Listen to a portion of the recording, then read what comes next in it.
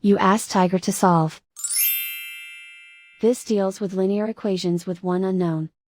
The final result is x equals 4. Let's solve it step by step. Simplify the expression. Expand the parentheses. Simplify the arithmetic. Group all constants on the right side of the equation. Add 21 to both sides. Simplify the arithmetic.